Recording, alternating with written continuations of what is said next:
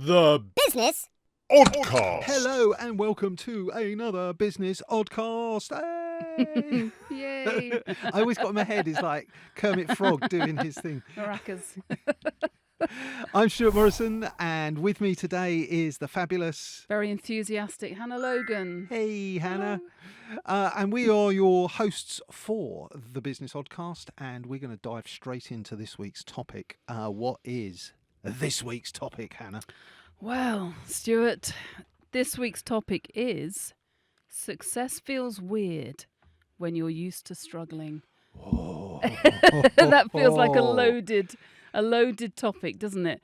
But Yeah. I'll let me explain a little more. Yes, do. So here we go.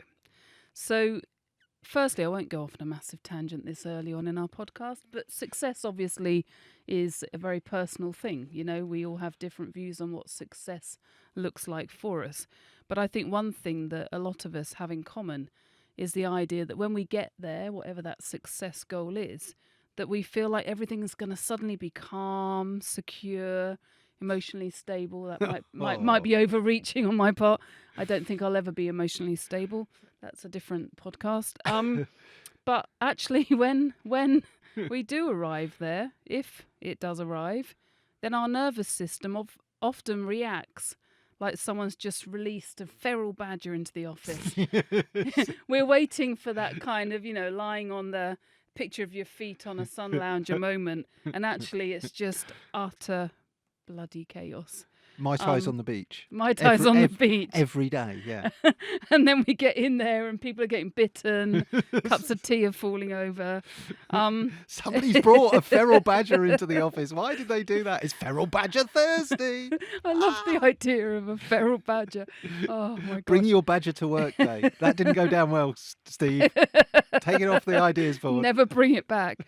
So this episode is basically about the kind of strange emotional side of success.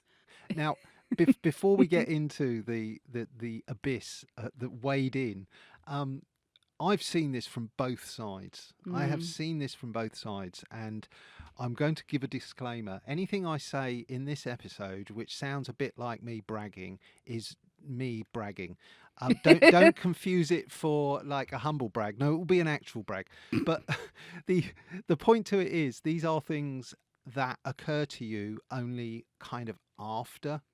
When you're in the midst of it, it doesn't feel like a brag or a weird thing. But just success brings with it some odd outcomes, and I'm hoping that we are going to get deep into that, because this is the thing. When you get into business, you plan for the best and expect the worst. And hopefully, if you've got your head around you, you'll mitigate your risks as much as possible and deal with any of those problems that you foresee coming up. But here's the thing.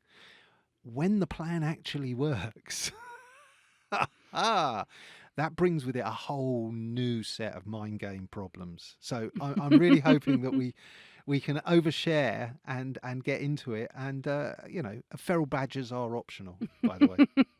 Okay, so the first talking point really is the idea that survival mode becomes familiar to us. So I think for a lot of us, we have, or many ND people, we've grown up constantly adapting, masking, overcompensating, firefighting, and that's chaos, right? But that's become normal to us. That is our norm for a lot of us. So when things finally calm down, we kind of hit that success in inverted commas, then the nervous system doesn't recognize it as safety. Safety for us has been that chaos. For a lot of us has been that chaos. So when things do calm down and the nervous system doesn't recognize it as safety, it sometimes just feels unfamiliar and uncomfortable, or like something must be wrong. Yeah. Does that make sense? It does. Here's where my brain has stopped, and I watched it stop. it did. Thank you. When you're defining yourself by the success metric, you have to take a very big step backwards and say, what is my success here? Because tactically, that success throwing up a website, brilliant. Customers really happy, great. Numbers moving in the right direction, brilliant.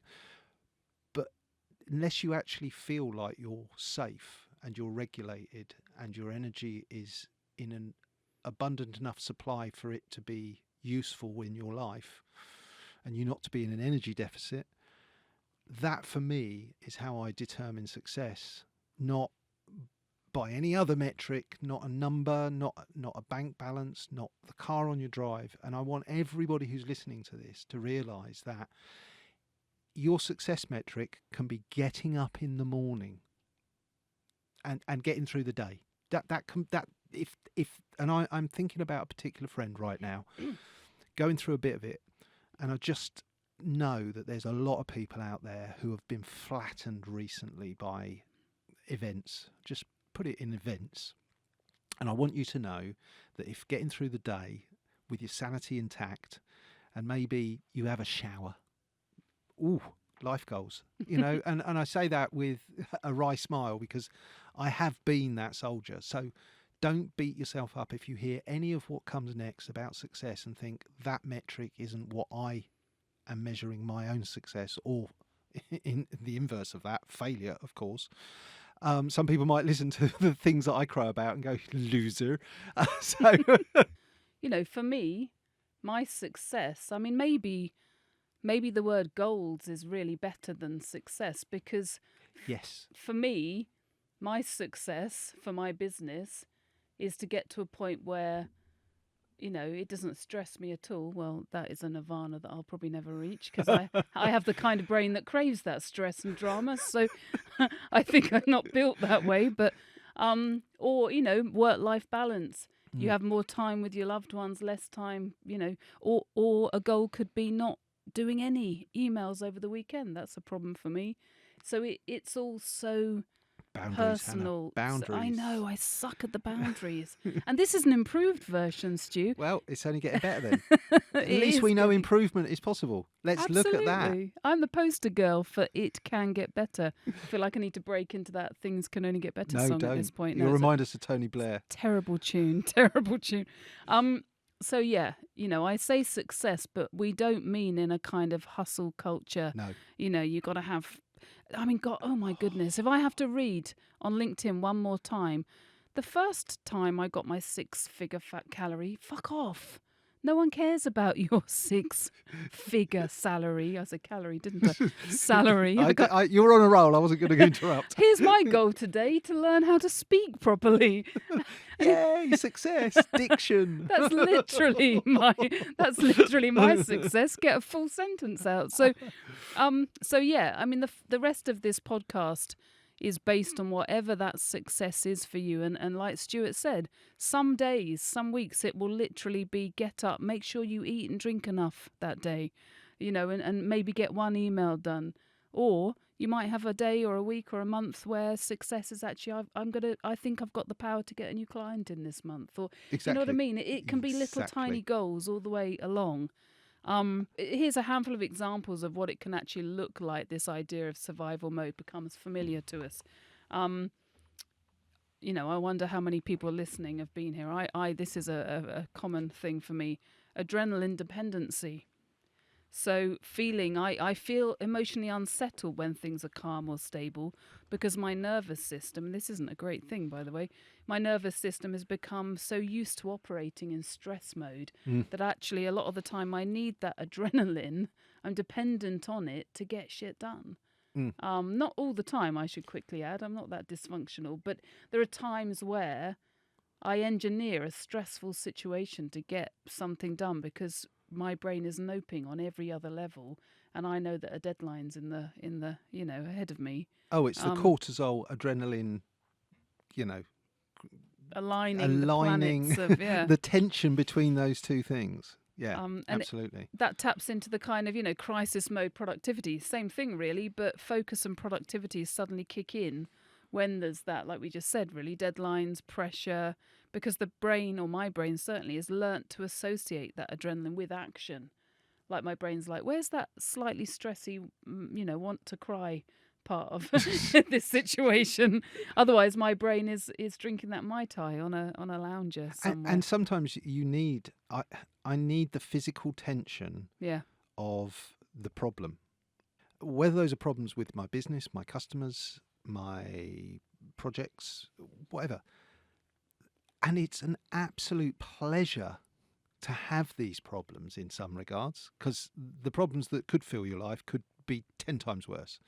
And I'm sure there are people out there who are in much worse situations. The point to it is that once you relax into, oh, okay, every day is going to have its stresses. You stop thinking that at some point you're going to firefight your way out of the forest and it's just going to be a clear meadow. And it's like, no, it's all forest. It's always a forest. You've just been given an axe. So get cutting. So true. Oh my goodness. Right. Overfunctioning becomes our identity. So, yeah, I am so guilty of this. I'm so used to, even as a child, I'd be the capable one. The reliable child. There wasn't much competition between my other siblings. Sorry if any of you are listening. I didn't have to. I just needed to be able to feed myself to be the winner in that. Sorry, it's not true. I'm trying to troll my brothers through the podcast. But I was so used to being the capable one, or the fixer, the person that keeps everything going. And this hits so hard for me. I have to. As I'm saying this, I realise this is an awful thing to say. I have to overfunction to feel worthwhile. Just getting the base level stuff done. I'm at a point in my business, in my life, where that's not enough for me to feel enough. Does that make sense? This feels like a therapy session. Sorry, Stu. Just let it out. So, a lot of us do feel that unless we're overfunctioning, going above and beyond, not really boundarying our own time or our own kind of capabilities, then it's a lot of us don't feel like we're actually achieving. So the idea that we would hit our goal and then lie back down on the lounger doesn't work for me, because it's not that you reach your goal, you bliss-rate it and smash it and turn it into everybody else a crying mess. I would give a recent example, but there'd be too many people that people would recognise and realise what I was talking about, so I can't. But the point to it is, the overall goal is not the goal. The goal is to exceed one's own expectations of oneself, which are already... And we spoke about this quite recently, but it's you put your expectations there because if you don't, for some reason, the problems that you bring, and I use the word problems in inverted commas, are more easily excused because you're exceeding. It's like all your oddness is excused because of the fact that you're exceeding by 20% everybody else, and you're put up with, and the oddity that you bring is acceptable when it comes with that overproduction, that over delivery.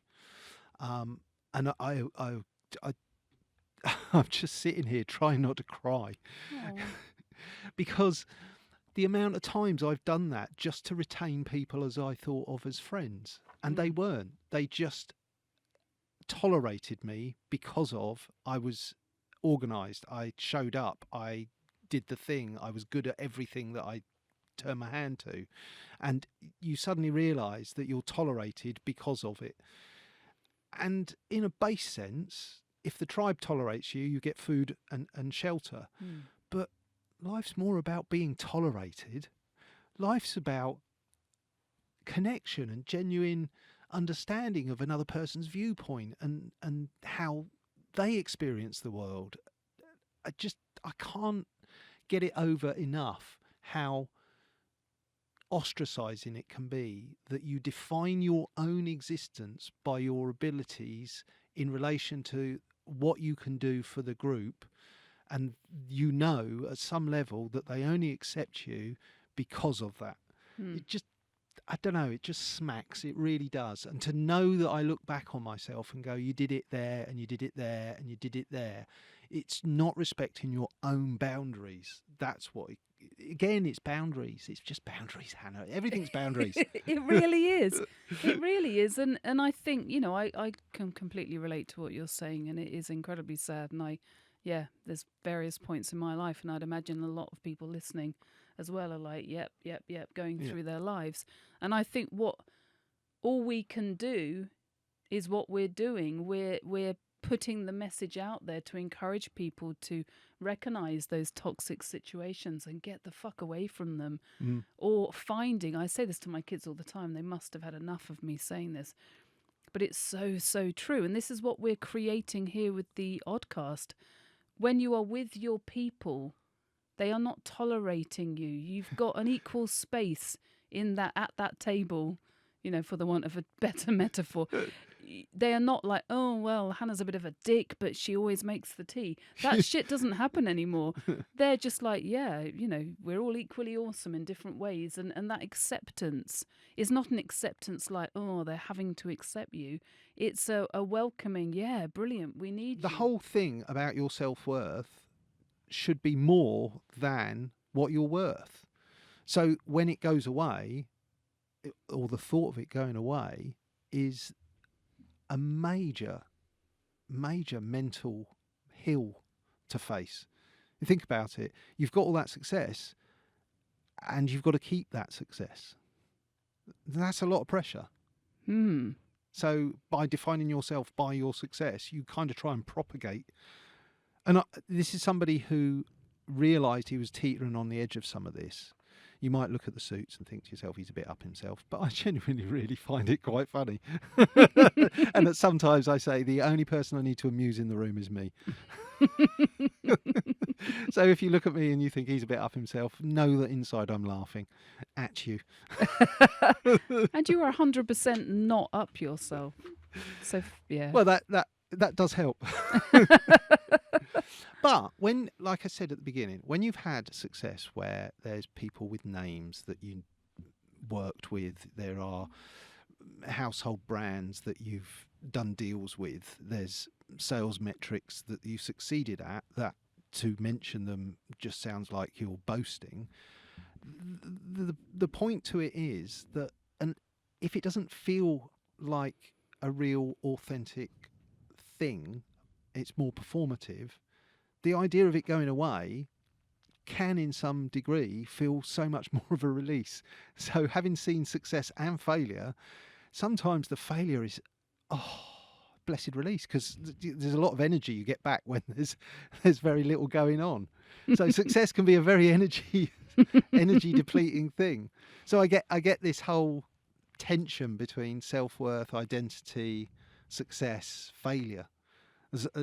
It's been my life. So, and anyone in the creative arts, you have your big wins and then roller coaster thereafter. I think I'm too far the other way, Stu, because I don't put enough of my worth onto any level of success. I think it comes back to kind of how we view our success.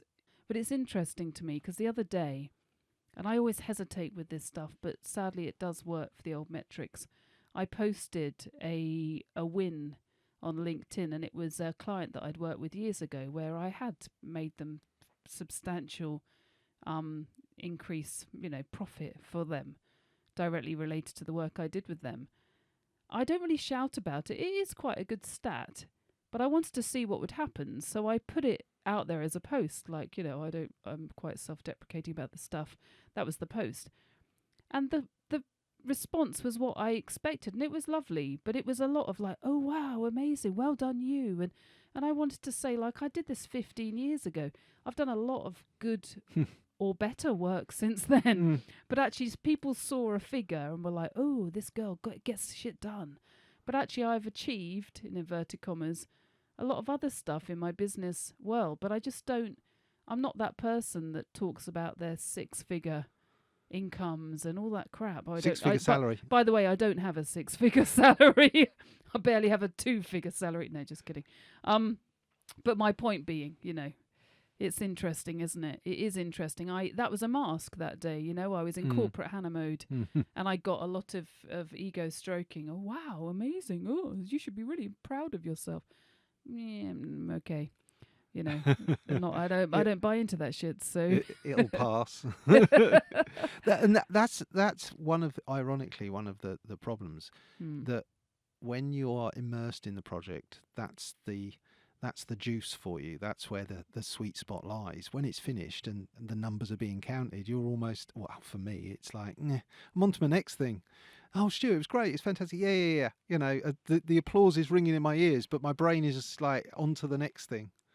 Exactly that. And for this particular client that I was talking about, I didn't have any KPIs with them. So I didn't even notice really until I was, for my own benefit, because I'm very thorough, was doing a kind of, I wonder what the impact of that work was. And I was like, oh wow, that's pretty cool. But yeah, I won't be posting things like that regularly. I just find it a bit obnoxious. But also, where I grew up, the Protestant work ethic, that kind of like, you get up and you apply yourself and you put your shoulder to the wheel. You know, my grandfather on my mother's side was from mining stock, from Wales.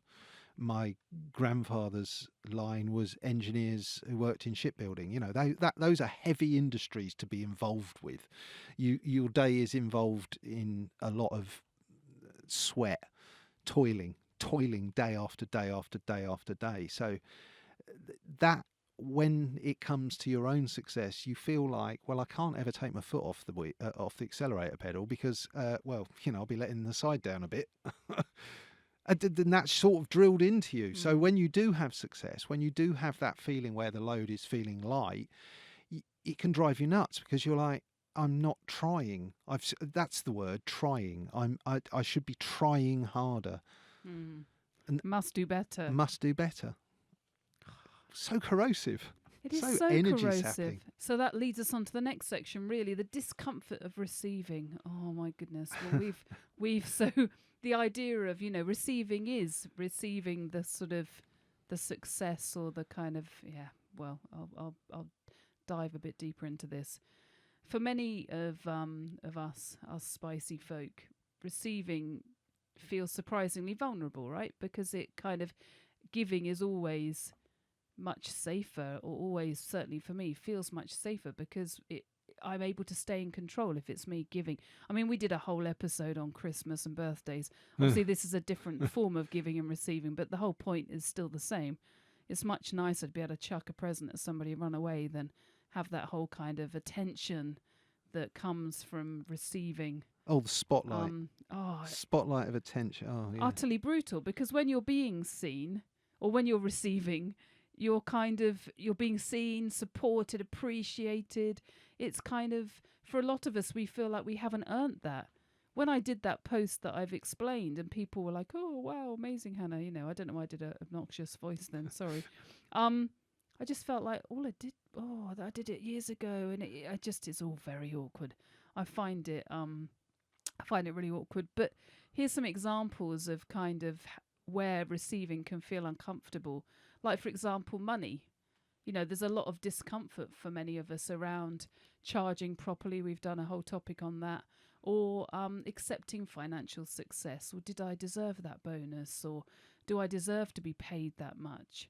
You know, it's all, a lot of us are not great at receiving that kind of, you know, it feels weird, doesn't it, when people are congratulating you, or, I don't know, praise. You know, there's another one. How many of us dismiss compliments? I always, and I'm getting better. If somebody gives me praise, I go into self-deprecation. Oh, I like your dress, Hannah. Oh, yeah, it was really cheap from a charity shop. No, you know, no, we change that. Change that up. Here's the tip. If somebody says to you, Hannah, you look good in that, the next words out of your mouth, and it's got to be verbatim said like this, of course I do. They'll be so shocked because they're so used to me being like, yeah, of course I do. You don't think I stepped out the house and I didn't look good? Oh, get a load of me. I've got eyeballs. I'm going to say that too. Don't you think I own a mirror? Anything like that. I can see. Yes. Thank you for confirming I'm not blind. I struggle to ask for help. Oh my gosh, I really struggle to ask for help. And I double struggle letting anybody help me. Like as a small kid, I was the kind of, I'll do it. Even if I couldn't. My mum said when I was about 1, I taught myself to, probably not 1, I think she's like doing the exaggerative, like my child was a genius thing. But, you know, when I was really young, I kind of wouldn't let anybody tie my shoelaces up. And I was just like crying, screaming, I'll do it. Until eventually I think I taught myself just to get away from that. My daughter had a phrase, and we still say it now. And the phrase when she was tiny, that as soon as she knew how to say this, Jaya do by self. You try and cut up her food, Jaya do myself. Oh, okay. All right. Try and tie up her shoelace. Jaya do myself.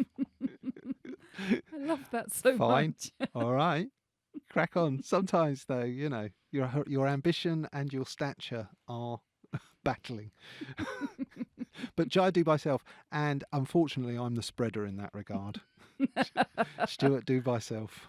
That independence didn't fall too far from the tree. I would much rather go and learn how to do something than actually go and ask somebody who can do it to do it for me.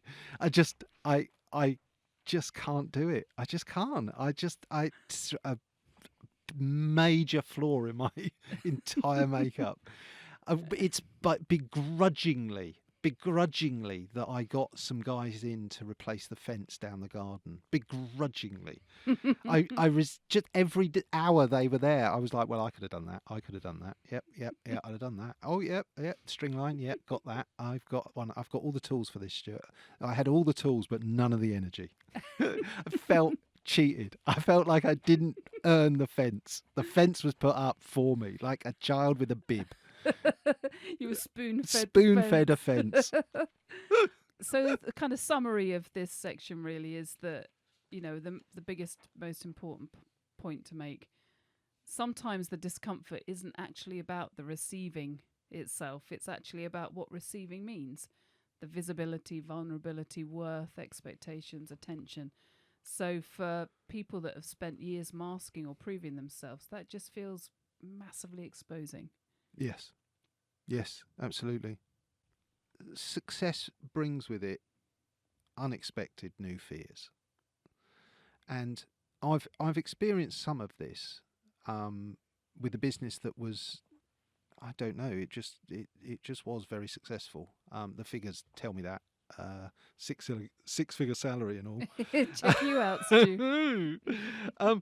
But you then have several new fears that and these are real champagne problems, you know.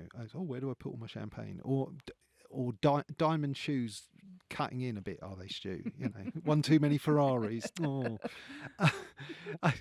I get it. I understand it. There is a lot of privilege around some of these thoughts, but they don't make them any less real when you are in the middle of it. One of them can be, why me? Why am I special? Why has this happened to me? I set my mind to something and it's happened. And I don't know whether it's something within society, something within the culture, something within the media that sort of says you're never going to achieve it all. But then when you do, you suddenly think, what happened? How did I end up here? You know, it's the that's not my beautiful wife, that's not my beautiful car. How did I get here? I'm going to break into song. And so you get weirded out by that, and then that kind of can give you a real sense of worth or lack thereof, because then you get the opposite of it, almost like a survivor's guilt. Like growing up, we didn't have much. We made a lot of what we didn't have. I am not ashamed to say that I know that some of my most prized toys came from a literal rubbish skip. And yet that's what we were growing up with, and that wasn't an exception. So, you know, I don't use it to sort of put myself apart from anyone, but when you suddenly have such abundance, you can just feel incredibly guilty, and that just wears at you, because you've then got survivor's guilt of why not them? I've worked hard to get what I've got and nearly broke myself in the process of that and nearly lost myself completely. And so it comes with no small measure of pain to have got here. But that doesn't still mean I don't suffer from an abundance of privilege when I say these things. But I've got a house, a roof over my head, of which is a safe space for my family to live in. They're fed, they're clothed, we have enough. And saying that we have enough is almost like apostasy in capitalism. You can't say enough. Enough? That's not a word. It's growth. It's growth. It's abundance. It's ascendance. It's up. It's, the want generation. And I think that at some point somebody has to call stop. Enough. Why isn't it that we have just got enough? Why do we need more? Because more is just going to come at more expense in terms of energy expenditure. And there's the other things of the imposter syndrome. So you get accepted by almost a whole new friend group you make when, success comes calling. It comes calling with friends. It doesn't come on its own. And you change your friend set, but not necessarily for the best. Sometimes I found the people I was being associated with didn't share any of my values, because I came from a council estate and I had very little in common. I came from a castle, Stuart. Did No, you? I didn't. Did you? I wish you did. Don't know. I'm going to say Hannah has a castle. Hannah came from a castle, well, everybody. I'm actually Princess Hannah, but I've never shared that before. Now it's taken this many episodes. No, this is all lies. Royalty. We are in the presence of royalty, folks. We did not know it. Also, the dynamics between you and your friends can change. That can be a bit awkward. And this is what I do like, though, is like when you see somebody who's been very successful by any metric, very successful, and they've still got their same group of drinking friends from when they were like 18. I love that, because it's like, I can see that they're probably still in touch with they're not so successful that they can't go out with their own mates who are probably rizzing them about I saw you in a picture and with in the paper. I could just, and I do hope that if ever I got to a point where that was part of my life, that the people that I knew would keep my feet firmly on the ground. I'm going to summarise that, Stu, by saying my dad, as we know, God rest his soul, had 5 BAFTAs and still ran the local weekly quiz in his local pub. Fantastic. Because he didn't buy into any of that bullshit. He didn't change anything about himself other than he had to get a really strong shelf for all the BAFTAs. So I guess that's the next point, really, about the way that when we become more visible, if that indeed is what we want to become, then it changes the emotional stakes, because the more visible our business is, the more exposed we can feel. Like at this point, it's the kind of, my website is a year beyond the deadline I'd set it for myself, because I'm not going to lie, I do feel quite exposed with the idea that I set that little ship to sail and everyone starts having a look at it and goes and starts asking me about my 6-figure salary.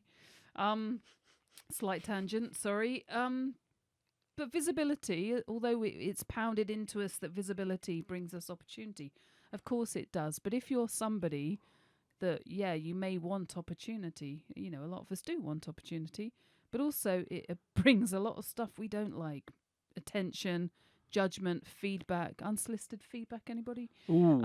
Comparison, the possibility of rejection.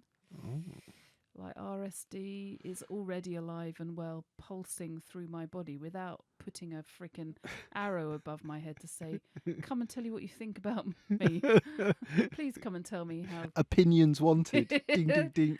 Flashing arrow out. Anybody listening, I will never, ever, ever want your opinions. I won't. I just can't cope with them.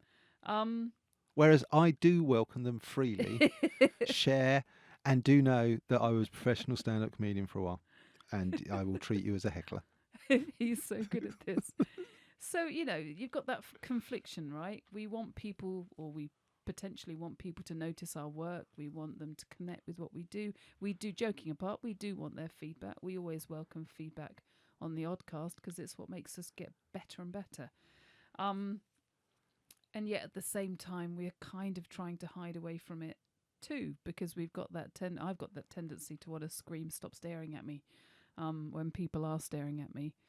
So yeah, examples of that really is kind of, oh gosh, I do this all the time. Posting online and then going back and seeing what you said, and did you word it properly, and did it sound a bit obnoxious, and should you have put that exclamation mark in it, and oh my God, just massively overthinking it, rewriting stuff. And then that fear of judgment that follows once you put that thought out there, are people going to think you're a dick? Well, they might, but you can't control what goes on in people's brains. No, stop it. Life doesn't come with a rear view mirror. So you and I think this is why we get on so well together. In some respects, we're incredibly similar, but in this instance, we're really quite different. And I don't mean this to embarrass you, but I do aspire to that kind of magnificent armor that you have, or those boundaries really is a fairer way to describe it, that mean that you're like, other people's opinion of me is not my problem. It's wrong if it's wrong. but I do. You're welcome to your opinion, but it's wrong. And let me tell you why. And I'll be quite witty and self-deprecating with it. You'll actually quite like me by the end of it. That's my superpower. I can make anyone like me, even if you dislike me. Go on, you do. You really do. But I do aspire to be more like that, and I'm way further towards that goal than I used to be. I definitely know my value a lot more now, thank goodness. But yeah, it's kind of, I do care what people think of me. Why? Random strangers. The universe needed you. If it didn't need you, you wouldn't be here. Yeah. Therefore, if that person needed to come up and say that to you at that point, fine. But that's on them. But exchange of value, there was none. Goodbye. Sorry, so transactional, Stuart. How do you get that? So, neurodivergence is entirely interwoven into one's energy, nervous makeup. You can't have one without the other. But, when it comes to life experience and lived experience, I do know one thing, and that's that if your entire success is reliant on having your nervous system at a pitch that is not sustainable, it will wear out. It will I'm lucky I have no long-lasting. Oh, I probably do, and I don't realise, but I have I don't realise yet.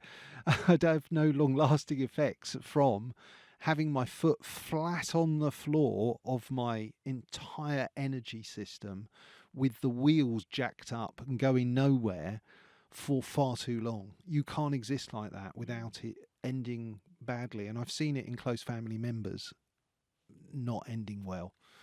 So I take it as some measure of success that I made it through the other side, and okay, it might have made me a bit more brutal with my boundaries, and maybe made me define myself and really don't give a toss about what people think about my moustache and my hair and my overall appearance and my thoughts and my thinking, other than if I'm wrong, prove it empirically. Do you know what I mean? It's like some things burn away if you get through to the other side of this with your sanity intact and the energy left in your body to continue to do worthwhile things. You realise that flaying of yourself was entirely unnecessary if you'd just held things a little lighter, if you'd have maybe not reacted so passionately in some regards. And I know it's baked in. I've just said all that, Stuart. You just made that point. You're not consistent in your thinking. Of course I'm not. Just think this is. It's not some research paper. The point to it is that if you spend too long without acknowledging the very nature of your makeup, at some point, the very nature of your makeup will remind you of its needs. And the gap between where you are with your energy use and where it needs to be, that deficit, that long-term deficit, that debt will be called due, all in one go. Bang. And I know, I've been there, and I've been there more than once. That's the crazy thing. And this time round, I know more about myself than I did each iteration. So it's iterations in failure. My life is just iterations of failure until I succeeded, because there was no other option left on the table, which was pretty much it. So you run at a wall enough times to realise that maybe I don't run at the wall. That's why I've got the headaches. Not smart, this one. Really quite clever, but not smart. In fact, this is the part of the manifesto. This is part of the baked in business oddcast, and the reason for it. If you want to hear the passionate plea as the reason for the existence of the business oddcast, is to make people realise that if you are holding a pint and you're a pint, you're doing the best you can. And sometimes, especially people who are not made to fit the world in the shape that the world needs you to be, are holding way more than a pint, or expecting to deliver on way more than a pint's worth, then there's just disaster. And from someone who knows firsthand that sometimes you just have to take your foot off the accelerator and just freewheel down the hill sometimes. That's the end of the rant. How many of you listening, and I'm putting my hand up here, guilty, Your Honour.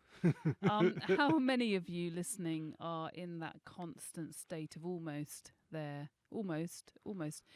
I personally am never quite satisfied, because the perfectionist that is deeply rooted in my brain and my very being, everything's not quite finished, or, another milestone. When we started the Oddcast, well, let's get a regular podcast out there, and and we keep, because we're a scattergun of brilliant ideas. There's luckily I have Stuart here that reins me in. But yeah, a lot of my life is that kind of, I don't feel hugely secure if I just say, yeah, it's done now.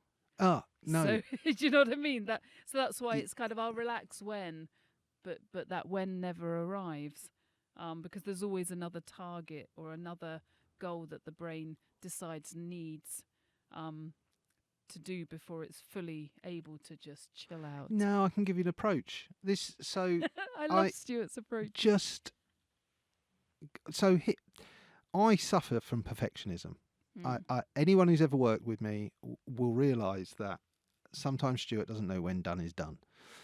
However, I've a handy tool that I've started applying.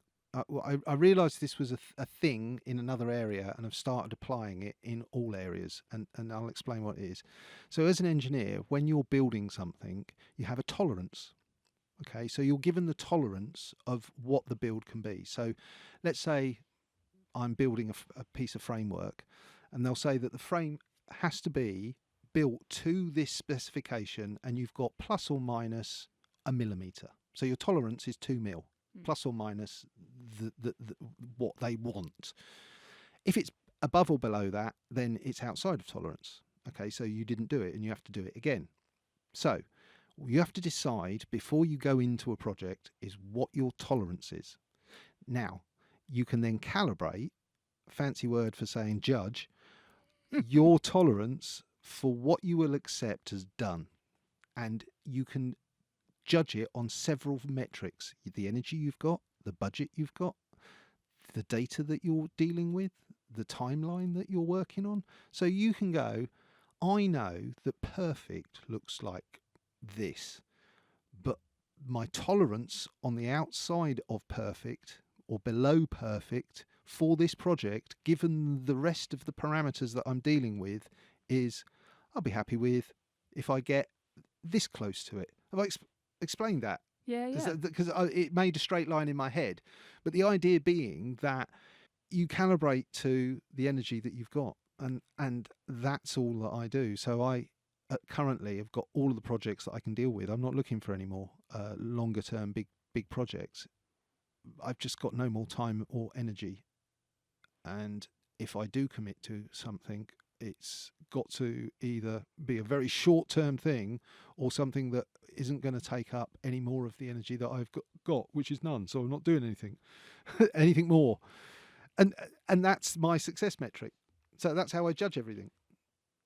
But you are so magnificently No, but it's just restrained on this stuff. logical, isn't it? No, but you explain it. I'm literally sitting here like, yeah, 100%. I agree with all of that logical, smart logic. Can I say logic any more times? And yet I know that as I'm thinking, yep, freaking genius advice right there. My brain's like, yeah, no, I'm not doing that.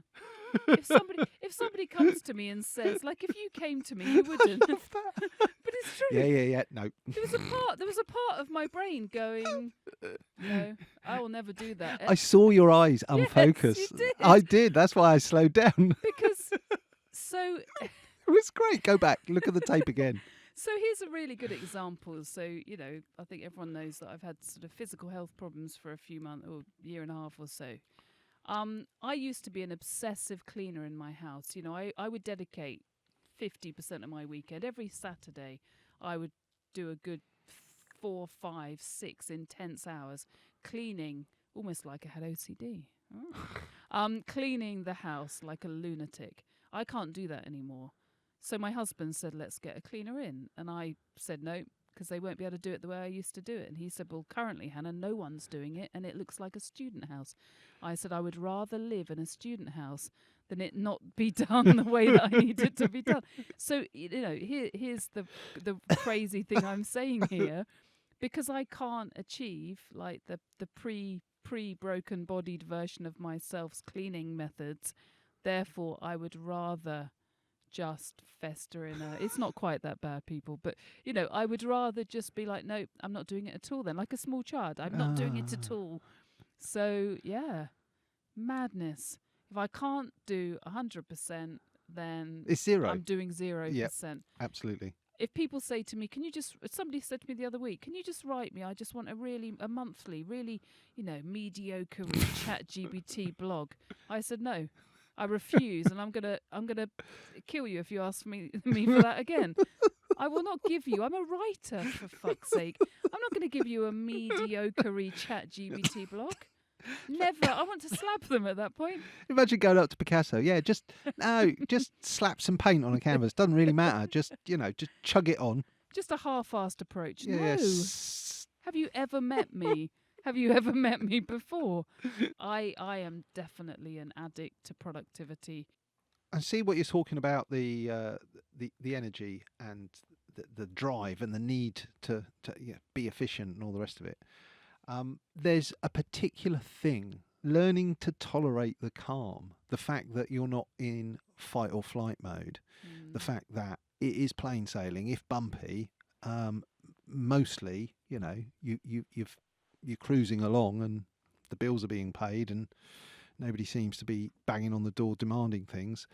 I went through this very recently after 4 years of turbulent life events, really turbulent life events, right through the middle of a pandemic, and at a time when everyone was demanding everything of me, and I was just reacting literally in the moment at times as to what was in front of me, and you spend 4 years in that mode and you just come out of it shell-shocked, and that led to the autism assessment and all the rest of the greatness that has followed. But there is a time where you're constantly expecting, well, when's the next thing going to happen? When you're on the edge, this precipice, and I liken it a little bit to like running downhill as fast as you can, and feeling like you're not quite going to catch up with yourself, and you will go tumbling at any point. That edge of your seat, kind of at any moment, it all could, because it's so quiet. And that can be such. It sounds so. Oh, champagne problems. It can be so draining. The noise of when's the next big bang going to happen. And I'm sure there are people out there more learned than I who they'll have a psychological phenomenon that they can name about this. But that feeling where you wake with a start at 5 o'clock to absolute stillness, and it's like your body has relaxed far too far, and the animal inside goes, wake up, you need to check for predators. And you wake to nothing, and it's like your heart's pounding and your sweat is pouring off you. And what do your day entail? Nothing. Getting up, doing a few bit of pixels with websites, having a lovely meal. The stresses in your life are quite minimal, and yet because it's taken this rocky road to get there, you're left with all the trauma from that you then have to deal with, and that doesn't go away when you're successful. So I quite often think to myself, when you see somebody successful in the media going through something quite personal in the media, whether it's a divorce or whatever, and their behaviour seems a bit off and a bit erratic, and it's like they're a human being. You've elevated them to this level of interest, and now you're parading around their very real human reactions to things and then judging them by it. It's like, how toxic a society does that? Just it staggers me on a daily basis that is acceptable, to put people who are in very real human drama, life dramas. I wouldn't have wanted what I went through in those 4 years to be publicly broadcast to all and sundry, because it was enough to just deal with the ramifications of everything on my own, let alone having to deal with the public optics of, just man alive. So yes, there's a lot to chew on there. Some quite esoteric thinking and some wandering down lanes that we went. But I think ultimately we explored the topic. If you've got any input, if you've got any thoughts, if you've got any ideas, leave them in the comments, leave them in the chats, send us an email, sign up and do all that sort of thing. I think we need some takeaways and some maybe some guidance at the end here. Yeah, quick top line summary. Top line takeaways. TLDR takeaways. So quick reminder, success can feel uncomfortable when we're so used to the familiarity of struggling. So if your nervous system is used to stress, pressure, all of those awful things, then just be aware that success might not sit very comfortably for you, whatever that success means. Also, remember that your worth is not defined by productivity. It's not the same as. Being busy and constantly achieving is not what makes you valuable as a person. And I need to really, really listen to that as I say that out loud. Rest supports your sustainability. Like one of the many favourite things you ever told me, Stuart, was that rest is the preparation for the hard work and not the reward. And I'll be honest, till that point, I used to say to myself out loud, if you can finish this, Hannah, you can have a cup of tea and, take 10 minutes off. And what the fuck, Stuart? Why So was toxic. I rewarding myself? I still do it sometimes, but then I hear the kind of hang on a moment. And actually, I'm getting really good at the buffer days and the things that we've talked about before that you taught me. So I'm heartened to hear it, because we've exchanged messages and you have been respecting your own energy and boundaries on that. So I really well have. done. Finally, it only took 51 years. No, but it takes the trouble is, I think what you have to do, and this is happening more widely as well, and I applaud it, and this hopefully is what the Business Oddcast is contributing to, is somebody saying to you, you have permission to have a buffer day, because guess what, I need them. And you suddenly go, oh, it's not just just me. And then you meet a community of people who say, no, we all have to dole out our energy as it comes. I can wake up and my day can be done before I've even got out of bed. And I know at that point, the buffer day is sacrosanct. So well done. They've saved me completely. They've literally saved me. Or are saving me. Work in progress. Yeah, Stu. well, every day's a school day. It really is.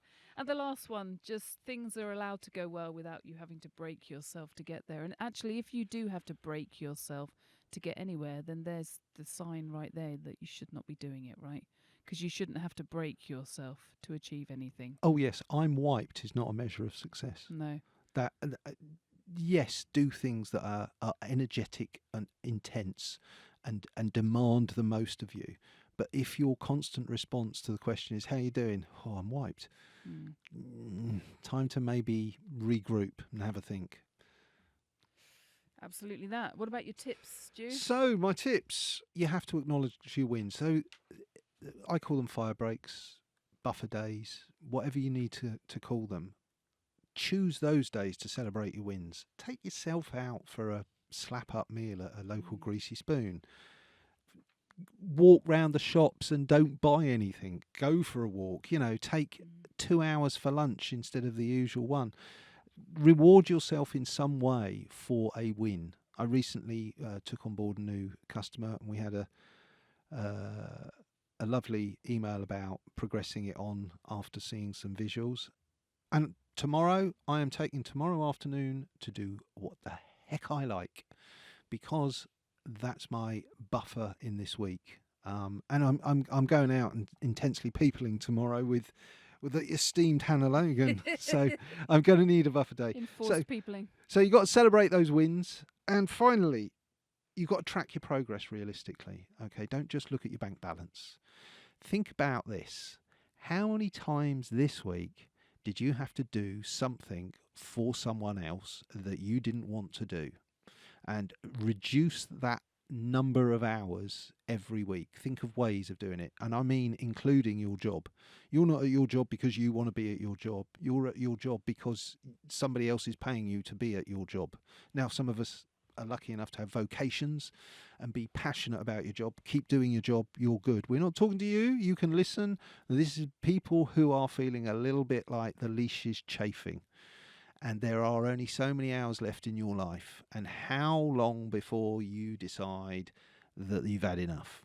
And all we're saying is there is a better way. There is a different way. There is an improved way of thinking about how your energy can be used to make money. Because ultimately that's what it is. You have to make money to live. And if your energy doesn't turn up in capitalism the way everybody else's does, then you're going to need an alternative plan. And I'm hoping that we're demonstrating there is a plan B. And not even a plan B. It's your plan A. That's the point. It's somebody else's plan B, but that's good. That's not their plan A. I really like that. Yes. And that's it, really. And not to take yourself too seriously. The point of being self-employed is it should be the best of what you want to do. A collection of things that you enjoy doing when you're doing them.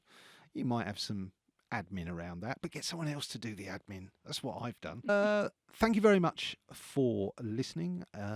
Please do subscribe, share, like, do all that stuff. Leave us a comment. Are we right? Are we wrong? Tell us why, and give us a little insight into your thinking, because we want to hear about that. So thank you very much for listening, and we'll see you next time. That's great. All the very best. Bye-bye. Bye.